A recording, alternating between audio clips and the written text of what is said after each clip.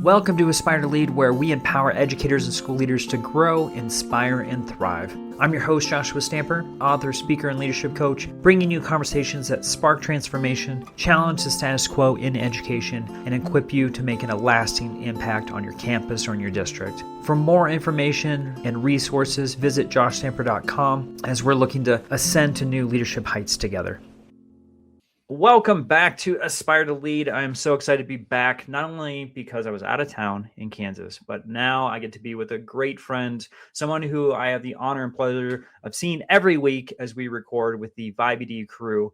And I have the exciting announcement that Kim Gameroz has a book coming out in just 2 days. 2 days, Kim. So congratulations, my friend. I'm so excited for this resource to be out in people's hands. I know I've seen behind the scenes, just the grind, the hard work, the passion that's been put into this book.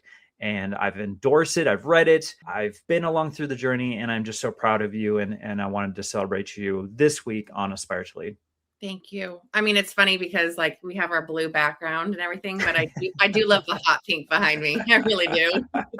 So for those who are watching on YouTube, you can see the book in print behind Kim on the bookshelf there. And so I cannot wait to have it in hand. I'll be posting it on social media. I've got my Bison shirt that I just received on right now. I love the work that you're doing. I love your community, Kim. And we're going to talk a lot about various things today, not only about your book, but also the Vibe EDU event, a little bit about the Vibe podcast that we've constructed. And let's see here, we're on episode 31 that's coming out tomorrow. I was just editing that last night, so I was trying to remember the podcast number that we're on. And we also do some mailbag episodes too. So we've got a little bit more that has just been posted. But love that project, love all of you, and just like I said, it's just so joyful to be in your all's presence each week. But I want to shout out KASEA. It's a Kansas Association for Special Education Educators and Leaders. And I got to spend some time with them as I keynoted their event, their winter conference. And they were just such wonderful hosts. And Kim, you were just out in California, and to be with educators as they're hopeful, but they're also struggling right now in this time of year. And to be able to give them some mental health strategies, some healthy habits, and to hear how thankful they were afterwards it filled my cup. And I know you feel that too when you go and you speak and you help educators. But yeah, it was such a wonderful group of educators. And so just a shout out to them and the hard work that they're doing every day is a grind, and they're feeling it right now. So hopefully, if you're feeling that way right now, you can go and grab Kim's book, because I know this is going to help the struggling educator.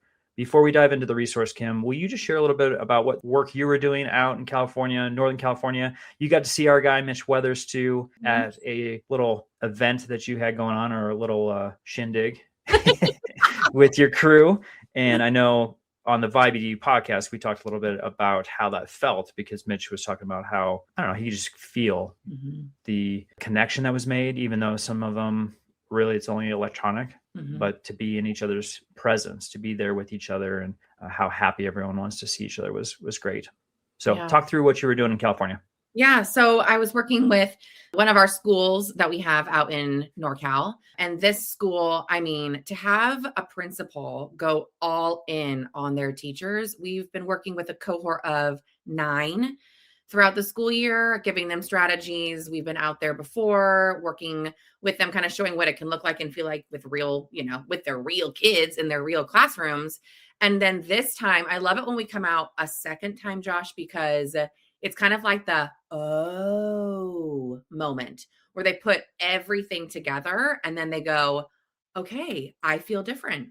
I feel lighter. And my kids, I mean, we had a 5th grade teacher who put all this stuff into action. And she was like, the high level thinking and what the kids were able to produce. She's like, I've never seen that from my kids ever. And so I don't know. I love being out there. I love laughing with them. I mean, of course, I started the day with a kindergartner puking in their book, of course, and then got to dance around with 6th graders. And, it's just that stuff. You can't make that up. You can't make that up. No. It fills me, and hearing them later, we got to be with the whole staff. So that group of 9 plus the rest of them.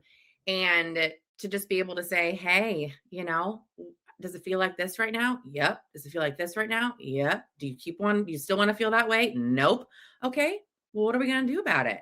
And then to give them strategies that are super, super simple right off the bat is just, it's the best. But honestly, like, I had a TK teacher come up to me and she's like, I like you. And I looked at her and I was like, I like you. she goes, I've been teaching for 30 plus years. I was like, She goes, listening to you made me feel liberated. And that is why I do the work. That's why I continue to like push the buttons and the boundaries, continue to, step on some toes while I'm doing it too. But it's for the people. It's for the people. It's for the teachers, Yeah. Yeah.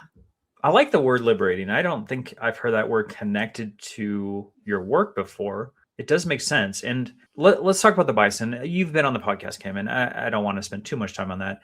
But I was talking about you and your work, and someone's like, oh, yeah, she's the buffalo lady. And I was like, no, it's bison. But yeah, you're close. Like be the bison, becoming the bison, like all of that, right? And so I was trying to explain. Obviously, you do a much better job of explaining your work, but you talk about being brave, you talk about being bold, intentional. I've heard that term quite often. And I would love for you to also talk about change. Me and you sometimes have a tough time in the world of education because we are, let's get stuff done. Yep. And I had to substitute a word there, but get stuff done in the sense that we are ready to create action. Like, let's go tomorrow. And as we know in the world of education, sometimes it's like a year out, 2 years out, 3 years out before that change starts to be made. And that's really frustrating for folks like us. So I would love for you not only talk about the brave and the bold and the intentional component of it, but also like the action piece of it of let's go, let's make some change that needs to be made. And everyone knows it. Let's just do it. Well, bison, not buffalo. So bison stands for be intentional so others notice. That's your BISON. And I mean, when I look back, I have becoming the bison ever since I started this work. And I've been intentional. And because of that, other people have noticed my intentions. I do work very quickly. I mean, give me something to do and I'll do all of that plus a gazillion other things in addition. And it takes me back, Josh, to like, I'll never forget a team that I had when I was teaching. I remember they sat me down and they were like, Kim, we're really worried about you. And I was like, I'm fine. Look at me. I'm good. I'm golden. And they're like, no, you can't keep up with this pace that you're at right now. And I remember thinking, really? All I'm doing is like cutting out things, laminating things, putting up student work. I'm just being me. I'm running all the things. We're dancing and I'm getting stuff done. And they looked at me like I was a crazy person. And I remember going home that night and telling my husband, like, I don't get it. Like, what's wrong with me? Why do they think that? And I remember crying, thinking there's got to be something wrong. When I realize now is like, there's nothing wrong with me. That's just me. That's me. I move mountains and I don't stop. And so like bison, they head into storms, the hard stuff over and over and over again instead of running away. And that truly, like, it sticks with me. It's not that I'm searching to do more. I'm not like, how else can I make myself go crazy all the time? Right. Like, I'm not doing that intentionally, but I definitely see big picture of what needs to be done to support educators so that they don't burn out, so that they do feel empowered and equipped with the skills and strategies that they need to support themselves, support kids. And I run up against a lot of politics a lot of the time. And we were talking, you were saying like, I am what'd you say? The speedboat. I'm not the cruise ship. Yeah, I use that. Yeah, I use that analogy, especially when I keynote with like Aspire to Lead, because most of the people that are in that room, they're like, I'm ready to learn. I'm ready to do. I'm ready to like make change. And what I say as a pitfall of a lot of leaders, especially young leaders, is they don't understand the process. the accountability in the sense that you have to get a lot of approval from a lot of folks that you don't even think about need to be a part of the decision making. Yeah. And then in addition to that, how long that runway is. And so I always use that term, right? Yeah. You're not in a speedboat, you're in a cruise ship. And in that metaphor allows folks to understand the complexity and how hard it is to make that shift, even at the campus level. And you know this, Kim, how hard it is and some of the bureaucracy that's involved that doesn't need to be in there. And sometimes, and you said this pre-show, was just like, sometimes you're in these meetings, you're sitting around this table with like 10 other people, and you're just like, why are we wasting our time in this discussion mode when we could be actually doing something and starting this initiative or starting this change? And for me, it was extremely frustrating, extremely frustrating. I mean, I'm just going to give you a tangible example. And I love this because I think people will resonate with it. I mean, we were in a conversation as consultants with district leaders and a team of teachers. And I think we talked about whether there should be a Google form or a paper copy for 30 minutes. And guess what? We had already created a Google form that they could have already used. It was already linked in the chat. It was already linked on Voxer. It was already done for them. And still for 30 minutes, there was a conversation on if there should be a Google form, who should create it, but it had already been created. And there were other versions living and breathing around. And then there was this paper form. And I was like, I'm telling you, sitting there, sweating in that discussion, going, it's done. Take action. What's next? And it's hard for me. It is really, really hard for me to be in those conversations. But what I've learned, Josh, is people have a certain capacity. And when I can tell myself, Kim, they've met their capacity right now, that's all that they can take in, then I can take a step back, because otherwise I would bulldoze over people. And that doesn't feel good. That doesn't feel like empowerment. That doesn't feel like equipping them to take their next step. And so I think, it's important for all of us to realize it's the inner work. That's what my book is all about. It's the stuff that you need to do to support yourself, so that you feel like you can take a deep breath in those moments instead of running around and turning around and going somewhere else and hiding, I was thinking too, when you were talking about how you're just like taking more and more on as a teacher and you're just like, this is who I am. Yeah. I can totally connect with that, especially when I decided the route that I was going to go in as far as I want to become an administrator someday. I was just like, put me in all the meetings, give me all the tasks, put me on every committee. Let me be in charge of all of these things. And I had people, they were concerned, they came in, but I was determined. And I was like, you're not going to tell me who I am. You're not going to tell me how much I can take on, because I know my limits. I know how much I can do. And if we're being honest, I could have taken on more. Yeah. So like, that's just my personality. But I do feel like I was going against the grain of what most people's comfort level was. And I also went from just the art teacher to now in everything. Yeah. And that was a hard shift for my campus and my peers to understand, like, how on earth is this like young teacher who I've never seen really before, all of a sudden he's everywhere and he's in important meetings, and like, who is he to be there? So there were a lot of things I was pushing up against that made a lot of folks uncomfortable, which goes to my next question. Okay. In your book, you talk about choosing courage over comfort, clarity over compliance, connection over control. Yep. I love these terms, Kim. That's a keynote in itself, Kim. I could riff on that for like 2 hours. So I'm like reading your book going, amen, preach it, sister. So let's talk about these shifts. What are our educators supposed to be doing with this? I mean, I think the connection over control piece.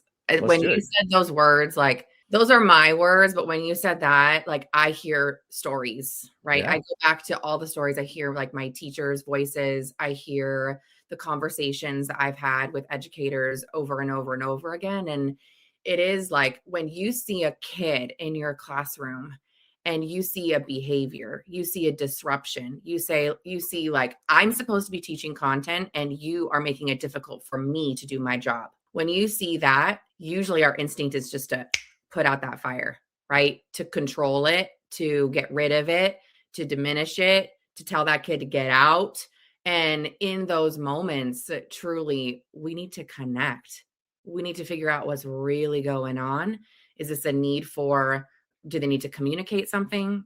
Do they need to regulate? I mean, really, it could be just those two things in itself. And how do you connect so that you don't snap? Because a lot of time we are trying to punish the bad behavior out of a kid. And that does not work because, like Dr. Ross Green says, if a kid could, they would, because kids do well if they can.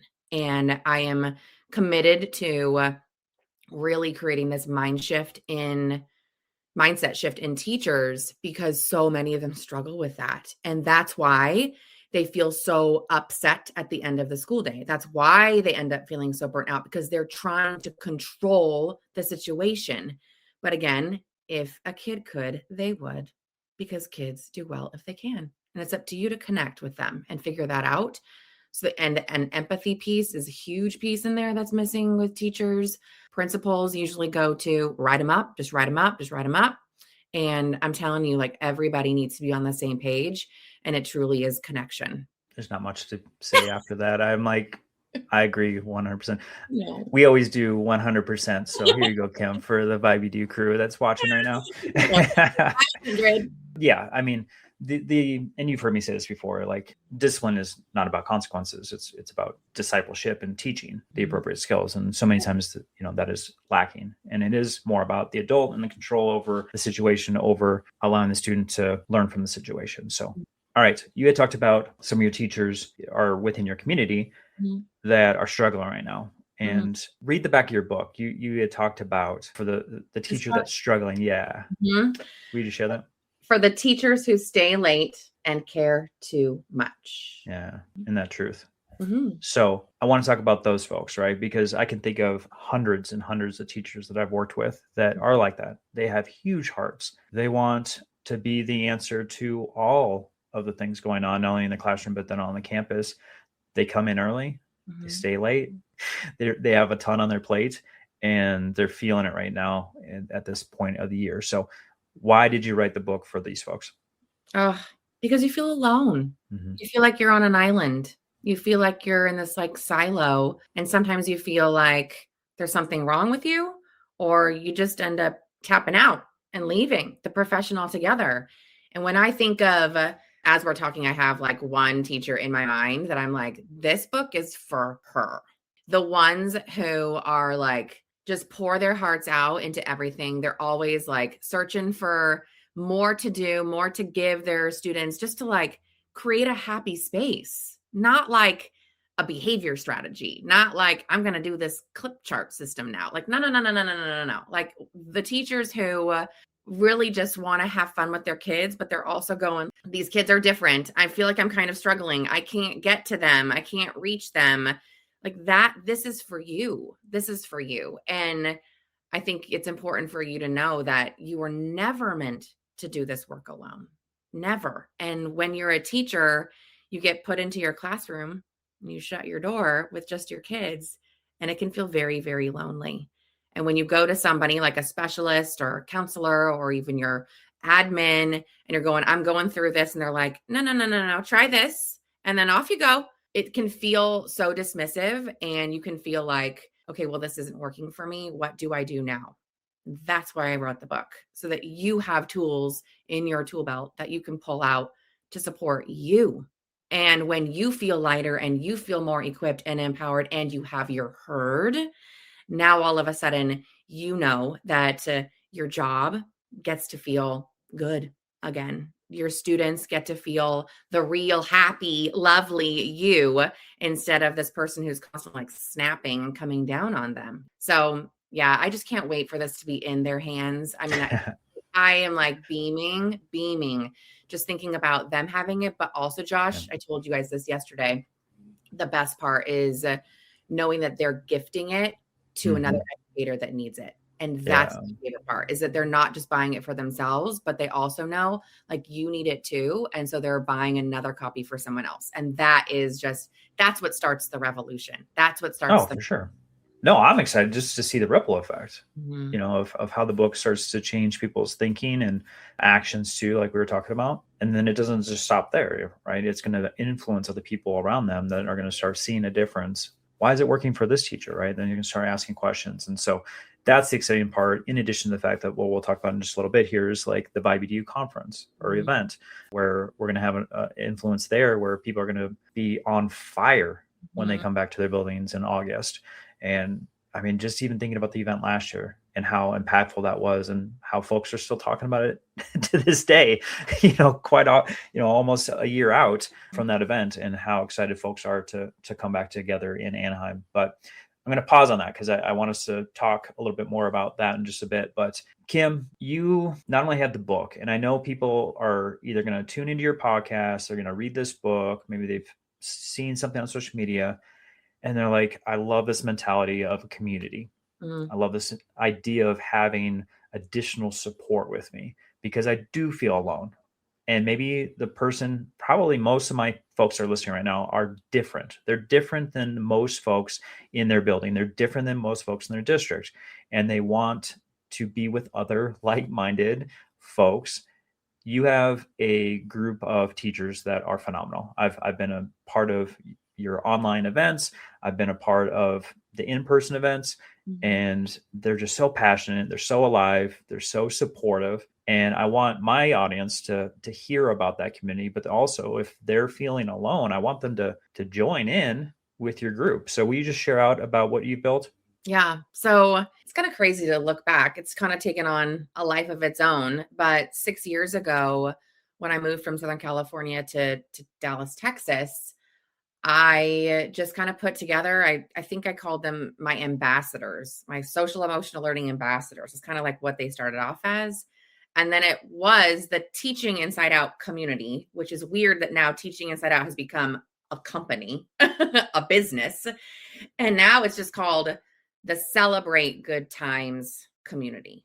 And so Celebrate Good Times was my Instagram handle, and it turned into a business, and teachers from across the country have joined this community where every single month we meet 2 times over Zoom.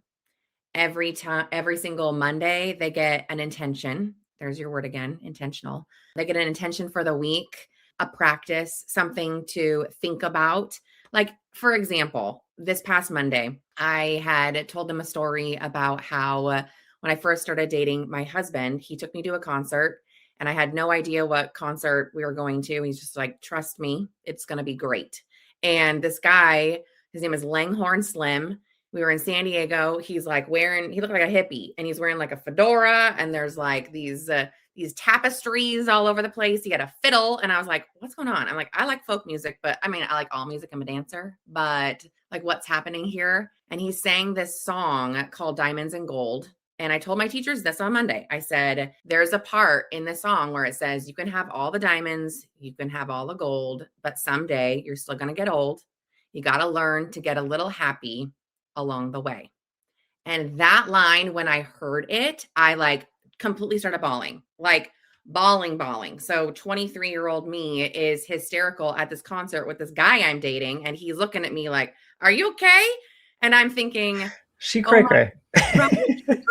He married this crazy gal. But it was in that moment where I was like, oh, that's a me thing, right? If I am not happy, what can I control? What can I do to step into happiness? Because it's not like happiness is just going to fall on your lap. And so what I told them was that story, plus what are you going to do this week so that you create a sense of happiness in your classroom? And so we had teachers posting stuff about how they went to Barnes and Noble. Yes, Barnes and Noble. They actually went through the doors, and bought a bison book and bought the little plushy bison to go along with it. And it was a picture of one of their students holding the book and holding the plushie, right? Just like happiness. What are you going to do? And this teacher was like, this is my happiness for the week. And I love that. And so it's little things. Yes, some things are tied to curriculum. Yes, some things are tied to social emotional learning and behavior type stuff or whatever. But sometimes it's just like that. A little story that you can kind of connect with and then take throughout the week. But we also do retreats. So I don't know. I should have probably been a party planner. Maybe I was. You are, Kim, right now. Good night. I know. So we're going to New Mexico, and there's about 15 teachers, again, from all across the country. We're all going to fly to New Mexico in about a month. And it's a 2-day retreat where, yes, there's learning. Yes, there's reflection and stuff like that. But really, like, we're going to have a beautiful dinner. We're going to probably do some yoga and some archery. And we're going to just have a fabulous time. So the bloom has become a very, very special time of year for us to celebrate the growth, hence the bloom, the growth that's happened within all of us. It's not like we're sitting there planning lessons for kids. It's really us just talking about, ourselves. And I love these women. It's for women. I think Mitch said, he asked when I saw him, he's like, who's going to be the first man to get into this community? And I was like, I don't know. A very special one. We'll see. You never know. You never know. But it's female educators. And again, first year teachers all the way through veteran teachers. We have a teacher who's retiring this school year. So up until the day she's retiring, she is still surrounded by community and pouring into herself, and still needs the strategies, everyone. Still needs the strategies to support behaviors in herself. That never goes away.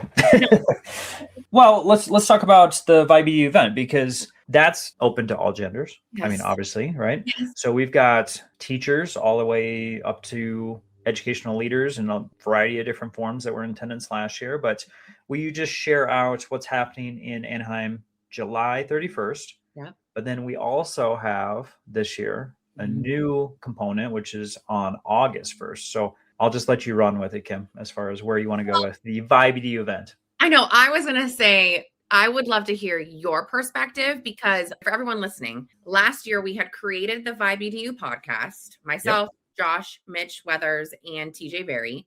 And I kind of was like, you're all coming to this event. Do you realize this? Like, you're all coming, you're all speaking. Like, now that this has begun, you can't say no to any of this. TJ couldn't come. Don't worry. He'll be there this year. But you didn't know what it was going to be. You just said, yes. Okay, I'll be there. Take an action, Kim. I just say yes. Right? Me too.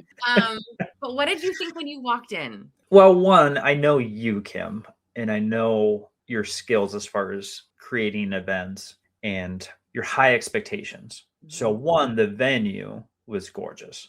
So that was the Arctic in Anaheim. So just like pulling up, me and Mitch popped in an Uber together and got there at the same time. One, it was great to see Mitch in person. That was amazing, because I've been connected with him virtually. I mean, he's a great friend of mine and has been for years, but I had never physically seen him in person. On top of that, Kim was so gracious to allow me and Mitch to be on the same panel together. Yeah. So we were super stoked to be together for that also. But just coming in, like, the energy was contagious. So all of these teachers had obviously known each other through your community. So they were super excited to see each other. We had people coming in limos. We had people, like, they were outside. So like me and Mitch roll up and there's just like a sea of teachers and educators that are all together, and they're just like screaming and hugging on each other. And again, like I said, it was contagious. It was just like this high energy,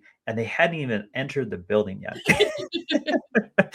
So me and Mitch were just kind of taking it in. And then there are other speakers that came up to introduce themselves, because they, I guess, saw that Mitch and I were going to be speaking also. And so we got to connect with them.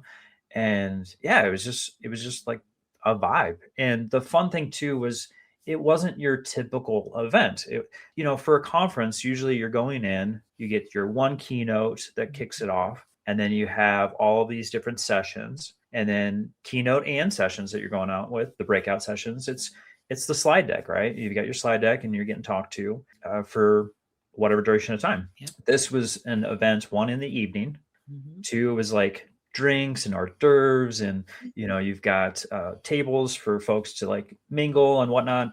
And then when you kicked it off, it wasn't a keynote. You had a small message, but then what was like the meat of it was these breakout sessions that were Q&A, and the audience got to participate. And so it felt more of like a conversation than presentation, which I loved. And that's how the whole thing was like set up. And I felt like the participants were just as much a part of it as the people that had the microphone. Mhm. So that was really fun. Yeah, the energy was off the chart. And yeah, it was just a special event to be a part of. So I mean, I talked way more than I wanted to, Kim, no. but it was such a good time and I can't wait. I'm so excited for July 31st. I mean, the ending, was for sure our favorite when we were all up there. Yes. And then I said to everyone, okay, it's 9 p.m. Like it's Yeah. over. And they were like, no. The I whole mean, crowd. Yeah. yeah, the whole Yeah. crowd. So to hear that, I Mhm. knew that there needed to be some continuation of part 2. So that's why this year I did create that VIP ticket will include a day 2, 10 to 2 p.m. I think is what it is. I'm pretty sure. I don't know. We just did the postcard, Josh. What does it say? Yeah, 10 to right. 2. I think so. I feel like this last week I'm just in a blur traveling and whatnot. You were traveling too. So regardless, like the VIP is exactly that, right? It's for those folks that were like, that wasn't enough. I need more. And so I'm super stoked to see what that looks like. And it's limited seating, right? Yeah. For the second So day. yeah, it is limited amount of seating there. It is going to be a smaller group, which for me, I love that intimacy. That is what I crave. Like when I say I value connection. I mean, that's what I want. I want it to be an intimate space where you can feel like you're able to ask questions and you're getting the support and the answers that you actually need to start the school year. So we will have a live podcast taping for the Vibe EDU podcast. Can't wait for that. And then we'll also have lunch for everybody. And then we'll also go into these kind of like roundtable discussions where you'll lead one, I'll lead one, TJ, Mitch, we'll each kind of lead these groups so that everybody can feel poured into. That's Yeah. really what I want. That's what I want Yeah. them to walk away with. Yeah. So I have it on the screen. So teachinginsideout.com/vibe-edu. That's going to give you some more information. So Kim does a great job on this page where it's got videos, it's got photos. So you can get a concept of what it looks like and see how energized everyone is with this event, how passionate these folks are. And the people that are there for a reason in the sense that they want strategies, they want help, but they also want a community because that's what it's about. That's the connections that are made at these events are lifetime connections, not a one and done. And I can think of plenty of times, Kim, you too, as you can go into a large conference, you cannot connect with a soul. You can sit in all your sessions, not talk to one person, walk out, and then you're like, was that worth it? So that's not what this is about. No, I think I also make a point to get to know the people that are there. I know you do too. It's one of my favorite things is to really talk about you, right? So even if it's for a hot second, I'm going to soak in you. I'm going to talk to you like a human. And I'm also going to connect you to other people who are just like you so that you don't feel like you were just like walking in alone and leaving lonelier. That's not what I want. That's not going to happen there. But it is it can be difficult if you are a party of one to walk in. But last year there were so many. And now they're like, oh, I know who I'm bringing. I know who I'm bringing next year. And I can't wait to see all of these people again. So yeah, I can't wait. Awesome. Well, I think with that, we should probably wrap some things up. So Kim, let's talk about an actual step because I always love doing that with this podcast. We talked about creating change, creating action. So you've done this before, but for an actual item, right, for them to do this week, what are you recommending? And if you want to connect it to Becoming the Bison, feel free to do so. Well, I was just thinking, I really do think that yes, you need Becoming the Bison. You need this book, but more than anything, other people need it. And my action step for all of you. So SEL day, our day, social emotional learning day is on Monday. It is March 2nd, which happens to be the day that this book, Becoming the Bison, is being released. But more than anything on that day, I want you to gift it to an educator. It could be a parent, especially a parent of a neurodivergent kiddo. They need this book too. So an administrator is a great person, another colleague, a parent, and of course yourself. So that's the action step. I think just gift it because creating that community, that's how we pour into one another. Perfect. All right. As usual, I'll have the link to the book in the show notes. I'll have the Vibe EDU event, all of Kim's different companies that she's got and her links there. But Kim, if people want to connect with you, where would you like to send them? Yeah, I'm an Instagram girly. So celebrate good times with an SEL, like the song Celebrate Good Times. Head on over there if you're searching for community. And if you are an educator, like an administrator, a leader, and you're looking for support with your staff for your school district, then it's Teaching Inside Out. There's underscores in between each of those words. The sky is the limit is how I feel now. Like, I know that bison mentality, the heading into the hard thing, it's within me, but the sky is the limit in how we can truly support our educators. And again, pour into the ones for the teachers who stay late and care too much and create, like you said, that ripple effect so that everybody feels empowered and equipped. Cannot wait to have that book in my hand. You keep grabbing it. I'm like, I don't have my copy yet. It's like butter, right, baby. It's like butter. I know. I can't wait to have it in hand here in a couple of days and be able to share that out with folks. But again, congratulations, Kim. It's amazing to think that getting coffee with you 6 years ago, that we'd still be connected in such powerful ways. I'm so excited for this upcoming year, what the book's going to be doing, what the Vibe EDU event will, again, have that ripple effect on educators, be a part of that too. I'm so honored. It's such a joy to be with you every week on the Vibe EDU podcast. And I just want to say kudos to all of the work that you're doing with your community, with the book, with the podcast. I'm just so honored to be in partnership with just a touch of that. Thank you. This podcast is a proud member of the Teach Better Podcast Network. Better today, better tomorrow, and the podcast to get you there. Explore more podcasts at www.teachbetterpodcastnetwork.com. We'll see you on the next episode.